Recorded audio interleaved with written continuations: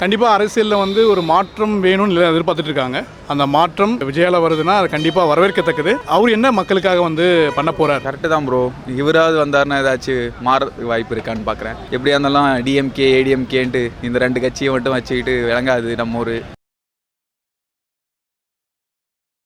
Bro இப்போ தளபதி விஜய் வந்து பார்த்தீங்கன்னா கட்சி ஆரம்பிச்சிருக்காருல, அதை நீங்கள் எப்படி பார்க்குறீங்க? கரெக்டு தான் ப்ரோ. இவராவது வந்தாருன்னா ஏதாச்சும் மாறதுக்கு வாய்ப்பு இருக்கான்னு பார்க்குறேன். எப்படியா இருந்தாலும் டிஎம்கே ஏடிஎம்கேன்ட்டு இந்த ரெண்டு கட்சியை மட்டும் வச்சுக்கிட்டு விளங்காது நம்ம ஒரு. அதுக்கு அடுத்தது வேற யாராச்சும் வரணும். சீமான் ட்ரை பண்ணிட்டு இருக்காரு, அவருக்கு பெருசாக ஆள் இல்லை. இப்போ ஒருவேளை தளபதி வந்தாருன்னா மேபி வாய்ப்பு இருக்கு அப்படின்னு ஒரு கான்ஃபிடென்ட்டோட இருக்கும் எல்லாருமே. கண்டிப்பாக மோஸ்ட்லி எல்லாருமே போடுவாங்க தளபதிக்கு. அதனால தளபதி ஜெயிச்சிருவார். நம்பிக்கை 26ல் நமக்கு விடியல் பிறக்குன்றாங்க. இந்த மாதிரியாவது பார்ப்போம் விடியல் பிறக்கான்ட்டு. Super bro. அவர்கிட்ட என்ன எக்ஸ்பெக்ட் பண்ணுறீங்க? அவர் வந்தால் என்ன விஷயங்கள் பண்ணணும்னு நீங்கள் நினைக்கிறீங்க? அவர் தனியாக நின்றாருமே கொஞ்சம் கஷ்டம் அப்படின்ற மாதிரி தான் நினைக்கிறாங்க எல்லாருமே ஜெயிக்கிறது. மேபி சீமானும் அவரும் கொஞ்சம் கோஆப்ரேட் பண்ணி நின்றாங்கன்னா கன்ஃபார்மாக 26ல் சிஎம் ஆக வாய்ப்பு இருக்குது. பண்ணாங்கன்னா ஈக்குவாலிட்டின்னு பேசுகிறாங்க. எல்லாத்தையும் கொஞ்சம் ஈக்குவலாக பண்ணாங்கன்னா நல்லாயிருக்கும். பொண்ணுங்க பசங்க பொண்ணுங்களுக்கு இப்போ நிறைய வந்துருச்சு, இல்லாமல் இல்லை. ஏன்னா பொண்ணுங்களுக்கு எதுவுமே இல்லைன்னு சொல்லி இப்போ கடைசியில் எல்லாமே பொண்ணுங்களுக்கு தான் இருக்குது. பசங்களுக்கு ஏதோ 1-2 அப்படி இருக்குது. எல்லாத்துக்குமே ஈக்குவலாக பண்ணுங்கள். பொண்ணுங்களும் ஒன்று தான், பொண்ணுங்களும் குறைஞ்சவங்கள எல்லாத்துக்குமே எல்லாமே ஈக்குவலாக கொடுங்க. அதே மாதிரி எல்லாருக்குமே கிடைக்கும். இங்கேயே பார்த்தீங்கன்னா இங்கே பாண்டி பஸார்லேயே சுற்றிட்டு இருக்கீங்க, எவ்வளோ பேர் சாப்பாடு கூட வழி இல்லாமல் இருக்கேன். அட்லீஸ்ட் ஒரு வேளை சாப்பாடு எல்லாருக்கும் கிடைச்சா போதும். அந்த அளவுக்காக ஏதோ பண்ணாங்கன்னா பரவாயில்ல. 26 எலெக்ஷனில் நீங்கள் விஜய்க்கு ஓட் பண்ணுவீங்களா? இப்போ ப்ரோ இதில் என்ன டவுட்டு? அவரை தவிர வேறு யாருக்கும் ஓட்டு போடுற அளவுக்கு யாரும் இல்லை. நிறைய பேர் புதுசாக யாராச்சும் வருவாங்க, புதுசாக எதாவது பண்ணுவாங்கன்னா பார்த்து ட்ரை பண்ணிகிட்டு இருக்கோம். நம்மளும் யாரும் புதுசாக வரவும் மாட்டுறாங்க, வந்தாலும் யாரும் ஓட்டும் போட மாட்டுறாங்க. ஏதோ நம்மளாவது போடுவோம். ஃபஸ்ட்டு நாம் மாறணும், மற்றவங்களாம் மாற்றுறதுக்கு முன்னாடி. புதுசாக வரவங்களுக்கு வழியை விட்டு அவங்கள ஏதாச்சும் பண்ணுவாங்க. அப்போ தான் அவங்க பண்ணுறாங்க இல்லையான்னு ஃபஸ்ட்டு கொடுத்து பார்த்தா தான் தெரியும். சான்ஸே கொடுக்காம அப்புறம் எப்படி? ஒரு சான்ஸ் கொடுங்க. அவர் சிஎம் ஆகிட்டு அவர் பண்ணலையா கேளுங்க. கிட்டத்தட்ட 10 வருஷம் 20 வருஷம் சிஎம்மாக இருந்தாங்க. எல்லோரும் லைன் பை லைனாக வந்தாங்க. என்ன பண்ணிட்டாங்க? ஒன்றும் பண்ணல. சரி இவரும் வந்து ஒன்றும் பண்ணலாம், அதுக்கப்புறம் தெரிஞ்சுக்கோ வேணாம். அட்லீஸ்ட் ஒரு சான்ஸ் கொடு. அதுக்கப்புறமா நீ பேச அவர் ஒன்றும் பண்ணல என்ன பண்ணிட்டாருன்னு கேட்கலாம். வந்து அவர் ஜெயிக்கல, ஒன்றும் ஜெயிக்கிறதுக்கு முன்னாடியே அவரை பற்றி குறை சொல்கிறவன் எத்தனை பேர் இருக்கானுங்க. அந்த கட்ஸ் இருக்குது, நான் வரேன்டா அப்படின்ட்டு. அந்த கட்ஸ் இல்லாமல் நிறைய பேர் போனவங்களும் இருக்காங்க. அதையும் ஃபஸ்ட்டு அந்த கட்ஸை பாராட்டணும். நான் தைரியமாக வரேன், உங்களுக்காக வரேன் அப்படின்னு சொல்லிட்டு வந்திருக்காரு. அதுக்காகவே ஜெயிக்க வைக்கணும் கண்டிப்பாக அவரை. இப்போ நிறைய பேர் என்ன நினைக்கிறாங்கன்னா, இப்போ ஒரு சினிமாவில் பார்த்தீங்கன்னா பீக்கில் இருக்கார். ஸோ இப்போ பீக்கில் இருக்கும்போது அவர் விட்டுட்டு இப்போ அரசியல் வரணுமா? இது வந்து அவருக்கு நெகட்டிவாக முடிஞ்சிருச்சுன்னா என்ன ஆகும் அப்படிங்கிற மாதிரி நிறைய பேர் நினைக்கிறாங்க. இதை பற்றி உங்களோட ஒப்பீனியன் என்ன? இல்லை ப்ரோ, உண்மை தான். ஏன்னா சினிமாவில் பீக்கில் இருக்கும்போது நான் என் வருமானத்தை மட்டும் பார்த்துட்டு நான் சந்தோஷமாக என் வாழ்க்கையை ஓட்டிகிட்டு போகலாம். அதை விட்டுட்டு நான் ஏன் அதுக்கு வரணும்னு எல்லாருமே யோசிப்பாங்க தான். ஏன்னா இப்போ நல்லா சம்பாதிக்கிற நேரம், நல்லா சம்பாதிச்சு செட்டில் ஆகிட்டு போயிடலாம்.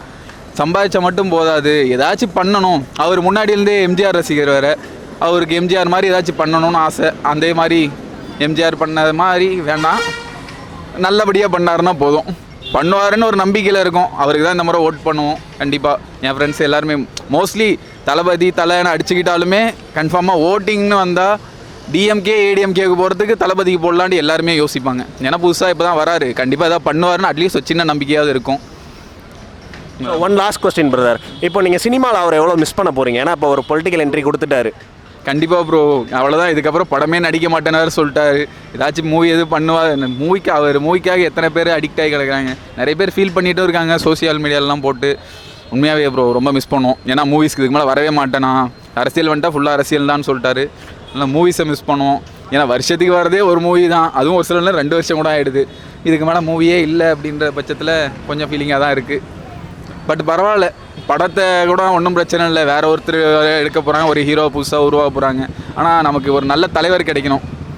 ஃபஸ்ட்டு தமிழ்நாடு அடுத்த ஸ்டேஜுக்கு போகிறதுக்கு ஏதாச்சும் ஒருத்தராவது வந்து தான் மாறும். நம்ம இப்போ தளபதி விஜய் வந்து பார்த்தீங்கன்னா கட்சி ஆரம்பிச்சிருக்காரு. ஸோ அதை நீங்கள் எப்படி பார்ப்பீங்க? அவரை நீங்கள் வந்து வரவேற்கிறீங்களா இல்லை எதிர்க்கிறீங்களா? வரவேற்பாங்க. ஸோ வரவேற்கிறேன்றீங்களே, அவர் மக்களுக்கு என்னெல்லாம் பணி செஞ்சால் நல்லாயிருக்கும் அப்படிங்கிற மாதிரி உங்களோட? எதுவே பண்ண முடியாது. அவர் எதுவே பண்ணுறதில்ல. இப்போ 5 வருஷம் 10 வருஷம் 5 வருஷம் போகணும். போகிற இறக்கூட்டின்னு சேரணும், யாருக்கூட அலையும் சேரணும். அப்போ தான் வர முடியும். சும்மா வந்து எல்லாம் பண்ணுறேன் எதுவும் பண்ண முடியாது. எத்தனை பார்லிமெண்ட்டு எத்தனை எம்பி எத்தனை எம்எல்ஏ எதுவுமே தெரியாது அவருக்கு. வந்துட்டார், அவ்வளோதான். அரசியல் மட்டும் வந்துட்டார். ஸோ நீங்கள் இப்போ எதுவுமே தெரியாதுன்னு சொல்கிறீங்களே, பட் அவர் வந்து இந்த பார்ட்டி ஸ்டார்ட் பண்ணுறதுக்கு முன்னாடி நிறைய பேரோட லைக் எக்ஸ்பீரியன்ஸ்டான பொலிட்டிக்கல் பீப்புள், கலெக்டர்ஸு, ஸோ இவங்களோடலாம் டிஸ்கஸ் பண்ணி தானே அவர் பார்ட்டி ஸ்டார்ட் பண்ணியிருக்காரு. ஸோ அவருக்கு எப்படி நீங்கள் நாலேஜ் இல்லைன்னு சொல்லலாம்? டிஸ்கஸ் பண்ணியிருக்காரு, அவருக்கு நாலேஜ் இல்லை. ஆனால் நாலேஜ் இல்லை. அதான் எதை வச்சு நீங்கள் நாலேஜ் இல்லைன்னு சொல்கிறீங்க அவருக்கு? அங்கங்கே 50 வருஷம் 60 வருஷம் சர்வீஸ் பண்ணிட்டு நாலேஜ் இல்லாத இருக்காங்க. இப்போ வந்தவொடனே எப்படி நாலேஜ் வந்துடும்? டிஸ்கஸ் பண்ணிட்டு தான் IAS officer, collector officer, IPS எல்லாம் வந்து டிஸ்கஸ் பண்ணி தான் வருவாங்க. ஆனால் அவ்வளோ நாலேஜ் இல்லை. வந்தவொடனே ஓட்டு போட மாட்டோம், நீங்கள் போட்டுருவாங்க ஓட்டு, வந்தவொடனே நீங்கள் வண்டி கற்றுக்குவாங்க. ஆனால் வருவார், 10 வருஷம் 5 வருஷம் போகணும். ஸோ அப்போ 26 எலெக்ஷனில் அவர் வர முடியாது, மேபி ஒரு ஆஃப்டர் 10 இயர்ஸோ 15 வருஷம் வரலாங்கிற மாதிரி உங்களோட தாட்? வரலாம், அப்போ சான்ஸ் இருக்குது. அதை கோட்டைக்கிட்டே சேரணும். கோட்டைக்கு என்ன உள்ளே போகணும், ஜெயிலுக்குள்ளே போகணும், என்ன போராட்டம் பண்ணணும், ஆர்ப்பாட்டம் பண்ணணும், எல்லாம் பண்ணணும். பண்ணால் தான் போக முடியும். சும்மா வந்தவொடனே சேம்னா இட்லி இல்லை, இது தோசை போட்டவொடனே இட்லி ஆகிடும், மாவு ஆகிடும். இட்லி தோசை இல்லை, இது பார்லிமெண்ட், இது எலெக்ஷன் இது. ஸோ இப்போ அவர் பார்த்தீங்கன்னா இந்த தூத்துக்குடி மக்களுக்கெல்லாம் இப்போ இந்த இந்த ஃப்ளட் வந்துச்சு பார்த்தீங்களா, அதுக்கெலாம் நிறையா வந்து உதவி பண்ணியிருக்காரு. ஸோ இந்த மாதிரி நல்ல விஷயங்கள் அப்புறமேட்டு படிக்கிற பசங்களுக்குலாம் பார்த்தீங்கன்னா கூப்பிட்டு பாராட்டு விழா மாதிரி நடத்தி நிறையா பண்ணிகிட்டு இருக்காருல்ல. ஸோ அப்போ மக்களுக்கு வந்து அவர் மேலே ஒரு நல்ல அபிப்பிராயம் தானே இருக்குது. ஸோ அதனால் மேபி இந்த எலெக்ஷன்லேயே ஓட்டு போட்டு அவர் சிஎம் ஆகிறதுக்கு வாய்ப்பு நிறையா இருக்குது. நீங்கள் இப்படி சொல்கிறீங்களே? 1 கிலோ பிஸ்கட் கொடுத்தா 4 பிஸ்கட் ஃப்ரீயாக தரேன். அவங்க 1 கிலோ பிஸ்கட் வாங்குறாங்க, 1 பிஸ்கட் கிட்ட கால் தான் வாங்குவாங்க. அந்த மாதிரி தான் கொடுத்தது வாங்கணும், அவ்வளோதான். அவங்க கொடுத்துறாங்க, கொடுத்துதா சும்மா கொடுத்தேன். 3 வருஷம் கொடுக்கல. ஃப்ளேட் வந்துச்சு 2015 வந்துச்சு ஃப்ளேட், ஏன் கொடுக்கல? அப்போ ஏன் கொடுக்கல? இப்போ நான் எலெக்ஷன் வரும்போது கொடுக்குறாங்க. இப்போ நான் 1 கிலோ பிஸ்கட் கொடுக்குறேன் சார், 4 பிஸ்கட் கொடுத்தா 1 கிலோ பிஸ்கட்டை விற்க முடியும், 1 பிஸ்கட் கொடுத்தா 1/4 தான் விற்க முடியும். புரியுது? அந்த மாதிரி. ஆனால் வருவார், வந்தது மாற்றம் ஆகணும். ஆனால் சீக்கிரம் ஆகாது. ஆனால் வருவார். யாரோ மாற்றம் இருந்தால் ஏடிஎம்கே வேஸ்ட். அது யாரோ புது அண்டர்ஸ்டாண்ட் வரணும், வந்தால் தான் கரெக்டாக இருக்கும். ஸோ இப்போ 24 எலெக்ஷனில் கண்டெஸ்ட் பண்ண மாட்டேன்ட்டார், அதாவது எம்பி எலெக்ஷனில் கண்டெஸ்ட் பண்ண மாட்டேன்ட்டார். ஸோ நான் டேரெக்டாக வந்தேன்னா 26 எலெக்ஷனில் தான் கண்டெஸ்ட் பண்ண போகிறேன் அப்படிங்கிற மாதிரி சொல்கிறார். ஸோ இது எதனால் இந்த டிசிஷன் எடுத்துருப்பாரு நீங்கள் நினைக்கிறீங்க? வரமாட்டேன், அவருக்கு தெரியும், அதனால தான் வரமாட்டேன்னு சொல்கிறாரு. அவருக்கே தெரியும் வரமாட்டேன்னு. நான் என்னத்துக்கு காசு செலவு பண்ணோம், என்ன 1.5 ஒரு காசு சேவ் பண்ணுறாங்க. ஆனால் 20 வர முடியாது. ஆனால் வாய்ஸ் இருக்குது, அவருக்கு வாய்ஸ் இருக்குது. 20 எலெக்ஷனில் வர முடியாது. அந்த மாதிரி ஆந்திராவில் சிரஞ்சீவி வரல, ரஜினிகாந்த் வரல, விஜயகாந்த் அவ்வளோ கஷ்டப்பட்டார், அவரே வரல. ஸோ நான் என்ன நினைக்கிறேன்னா, இப்போ விஜயகாந்த் ஒரு நல்ல தலைவர். ஸோ அவருக்கு நம்ம வாய்ப்பு கொடுக்காம தவற விட்டோம். ஓகே, விஜயகாந்துக்கு வாய்ப்பு தவிர வாய்ப்பு அவருக்கு கையால் கற்றுக்கிறாரு. அதனால் இன்றைக்கி சிஎம் அவர் தான், இன்றைக்கி சிஎம் அவர் தான். நான் 2வது எலெக்ஷனில் 25 சீட்டு கழிச்சிருக்காருன்னா ஆளுநர் கட்சின்னா, அப்போ நான் எப்படி ஆளுப்பா அவர் அவர் வந்திருப்பார். அவர் கொஞ்சம் தேவை சொல்கிறது எதுவுமே சொல்ல முடியாது. அதனால தான் இப்போ நம்ம என்ன நினைக்கிறோன்னா, சரி விஜயகாந்துக்கு எல்லா மாதிரி விஜயகாந்த் மாதிரி நெஞ்சக்கூடாது. விஜயகாந்த் பண்ணிட்டாரு, விஜயகாந்த் நெஞ்சக்கூடாது. விஜயகாந்த் தனி மதிப்பு, அதுக்கு தனி மதிப்பு தான். விஜயகாந்த் பண்ணா ஃபஸ்ட்டு எலெக்ஷனில் அவர் வெட்டாச்சலம் கழிச்சிருக்காரு, யாரும் கழிக்க மாட்டாங்க அந்த மாதிரி. சரிம்மா, விஜய் வட்டம் எதுவுமே கவலை இல்லை. ஆனால் இது சீக்கிரம் வர முடியாது. என்னோட லாஸ்ட் கொஸ்டின், இப்போ விஜயகாந்த் வந்து அவர் எதிர்க்கட்சி தலைவராக தான் இருந்தார், அவரால் சிஎம் ஆக முடியல. ஸோ அவருக்கு நம்ம வாய்ப்பு கொடுக்காம மறுத்துட்டோம். ஸோ விஜய்க்கு இந்த தப்பை பண்ணாமல் இருந்தால் அவரை சிஎம் ஆக்கலாமா? உங்களோட ஒப்பீனியன் என்ன? எப்படி இப்போ விஜயகாந்த் பார்த்தீங்கன்னா, அவருக்கு வந்து நம்ம எதிர்க்கட்சி தலைவராக தான் இருந்து இறந்து போனார். ஸோ அவருக்கு நம்ம வாய்ப்பு கொடுக்காம விட்டோம் முதல்வராக. அவர் வந்து பார்த்தீங்கன்னா மக்கள் மனதில் அவருக்கும் ஒரு நல்ல பேர் இருந்துச்சு. ஸோ விஜய்க்கு இந்த நம்ம தப்பை பண்ணிடக்கூடாதுங்கிற மாதிரி மக்கள் நம்மளாம் அவங்களோட கருத்தை சொல்லிட்டு இருக்காங்க. நீங்கள் எப்படி இதை பார்க்குறீங்க? எதுவுமே செய்யலையாங்க, ஒர்க் பண்ண எதுவுமே பண்ணலையே, மக்களுக்கு எதுவுமே பண்ணலையே, எப்படி நம்ம வாய்ப்பு கொடுக்கலாம்? நான் இத்தனை கட்சிக்கு 50 வருஷமாக 60 வருஷமாக கட்சி ஆளுங்க, அவங்க வாய்ப்பு கொடுக்காத. விஜய் எதுவுமே பண்ணலையே. இன்னும் நாளைக்கு சொல்லுவார், நான் வரமாட்டேன். ரஜினிகாந்த் பண்ணார்ல, ரஜினி என்ன பண்ணார், வர சொல்கிறேன், நான் வரமாட்டேன். அந்த மாதிரி சொல்ல என்ன பண்ண முடியும்? அப்புறம் மீடியா எங்கேயே போச்சு, எல்லாம் எங்கேயே போச்சு. விஜய் உள்ளே ஓட்டம் எல்லாம் பண்ணால் தான் விஜய் சான்ஸ் கொடுக்க முடியும். நான் போடுவேன் ஓட்டு விஜய்க்கு. இப்போ போட மாட்டேன், 5 வருஷம் 20 வருஷம் உயிரோட இருந்தால் போடுவேன், கண்டிப்பாக போடுவேன். நன்றி ஐயா.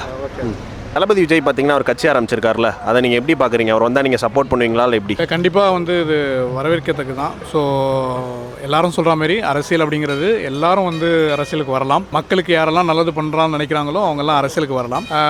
பட் ஒன்லி பப்ளிசிட்டி மட்டுமே வந்து அரசியலுக்கு வந்து பத்தாது. ஸோ அவர் என்ன மக்களுக்காக நல்லது பண்ண போகிறாரு, அவரோட கொள்கைகள் என்ன, அவர் வந்தால் என்ன தமிழ்நாட்டுக்கு மாறுதல் நடக்கும், அதுதான் ரொம்ப ரொம்ப முக்கியம். கண்டிப்பாக அரசியலில் வந்து ஒரு மாற்றம் வேணும்னு எதிர்பார்த்துட்டு இருக்காங்க.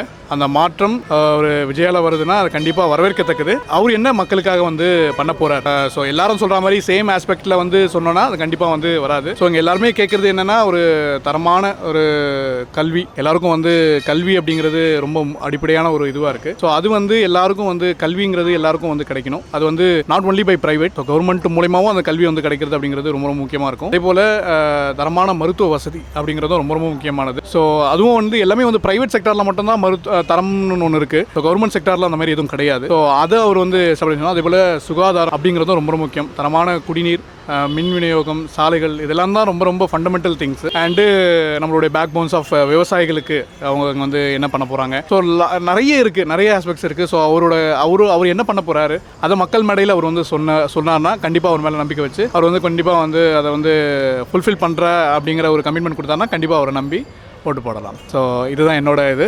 So welcome Vijay to the new era of அரசியல். அது அவ்வளோ ஈஸியான ஒரு டாஸ்க் கிடையாது. ஏன்னா இவங்க வந்து பல வருஷங்களாக மக்கள் மனசில் அந்த ஒரு நம்பிக்கையை வளர்த்து இந்த அளவுக்கு வந்து ஒரு பெரிய கட்சியாக 2 கட்சி இருக்காங்க. ஸோ புதுசாக என்ன பண்ண போகிறாங்க, இது பழைய கட்சிகளே வந்து ஆண்டுகிட்டு இருக்காங்க. இப்போ புதுசாக வந்து என்ன நடக்கும் அப்படிங்கிறது அவங்களோட ஒப்பீனியனாக இருக்குது. ஓப்பனாக சொல்லப்போனால் மக்கள் மனசில் என்ன இருக்குன்னா, அரசியல்வாதினாலே வந்து ஒரு அவங்களோட தனிப்பட்ட ஒரு இதுவாக தான் பார்க்குறாங்க. அதாவது அவங்க வளர்த்துக்கிறாங்க. ஒரு அரசியல் அப்படிங்கிறது ஒரு வியாபாரமாக பார்க்குறாங்க. அதுதான் வந்து ரொம்ப இதுவாக இருக்குது. ஸோ அவர் வந்து அரசியல் அப்படிங்கிறத வியாபாரமாக பார்க்காம ஒரு தொண்டாக பார்த்து ஒரு சமுதாய உணர்வோடு இருந்தது அப்படின்னா அதை கண்டிப்பாக யங்ஸ்டர்ஸ் வந்து அக்செப்ட் பண்ணிட்டு கண்டிப்பாக அவரை வந்து வெல்கம் பண்ணுறதுக்கு ரெடியாக இருப்பாங்க. அதுதான் இப்போது யங்ஸ்டர்ஸ் வந்து அவர் மேலே அந்த ஒரு ஃபேன் மோகத்தில் இருக்காங்க. ஒரு பாப்புலாரிட்டியில் அவருக்கு வந்து இப்போ யாராக இருந்தாலுமே, இப்போ விஜயகாந்த் இருந்தாலுமே அவரும் வந்து பர்டிகுலர் புதுசாக வந்தார். பட் அவருக்குன்னு ஒரு பர்டிகுலர் ஓட் பேங்க் இருந்தது. எதனால் அப்படின்னா நம்பிக்கை வச்சாங்க அவர் மேலே, அவர் இளைஞர்கள் நம்பிக்கை வச்சாங்க. அப்படியே கொஞ்சம் கொஞ்சமாக வந்து அது பப்ளிக் ஒப்பீனியாக மாறிச்சு. இப்போ அவர் இறந்த போது கூட அந்த க்ரௌடு பார்த்தீங்கன்னா அந்த அளவுக்கு அவருக்கு இருந்தது. அதே மாதிரி தான் இப்போ அரவிந்த் கெஜ்ரிவால் ஒரு போராட்டம் மூலயமா வந்தார். அவர் வந்து டெல்லி சிஎம்மாக வந்துட்டார். அந்த மாதிரி தான் இவர் வந்து எந்த அளவுக்கு வந்து மக்களோட பிரச்சனைகளை முன்னெடுத்து வைக்கிறாரு. அண்டு அவர் என்ன வந்து அவரோட கொள்கைகளை என்ன சொல்ல வர்றாரு, மக்களுக்கு என்ன சொல்ல வர்றாரு அப்படிங்கிற மாதிரி சொல்லும் போது கண்டிப்பாக அந்த நம்பிக்கை விதை ஒவ்வொருத்தரும் மனதிலையும் விழும். கண்டிப்பாக அவராலையும் ஜெயிக்க முடியும் அப்படிங்கிறதான் என்னோட கான்செப்ட்.